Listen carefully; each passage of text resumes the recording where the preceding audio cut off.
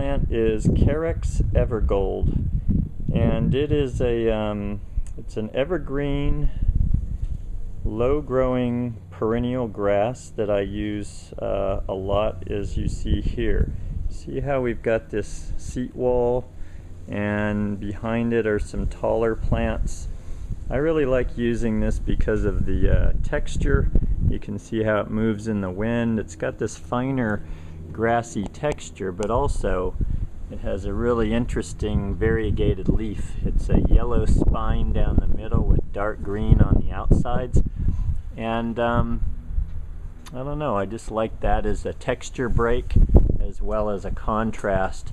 And I also get year-round interest out of this. This is January. We've had a lot of frost this year, and most of the grasses you see around are brown and dead for the winter, whereas this one carries on as if nothing's going on. In terms of hardiness, I'm not really sure about this one. We get in the 20s regularly, and I've never seen a problem with this grass at that temperature range. I'm not sure just how low it will go. And certainly we get very hot here. I will say, if you're in a hot area like we are, I like to avoid the hottest part of the day for the sun, because it gets in the 90s here and sometimes the hundreds during the summer, and we have low humidity as well. So I will tend to use this on east and north sides of areas where it's not getting the hottest part of the day. And I think that's going to have it looking its best.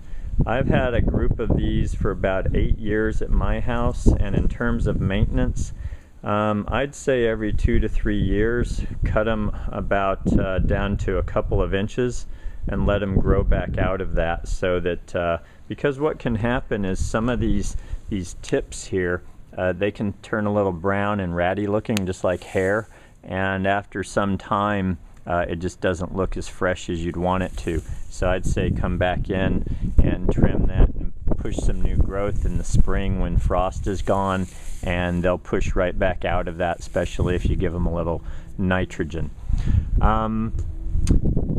Size-wise, these are about 18 inches across and probably 9 to 12 inches high. Because they weep over the way you see there, they don't get really tall. I've never really seen these more than 16, 18 inches tall, but typically they're less than 12.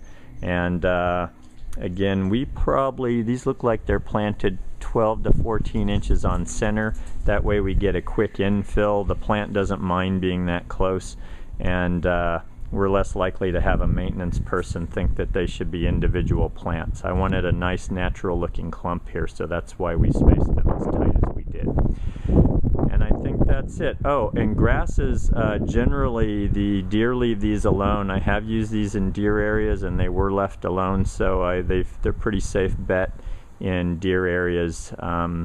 As with anything, see what happens before you go buying 50 of them, but we've had pretty good luck with these in deer areas. And that's Carex Evergold.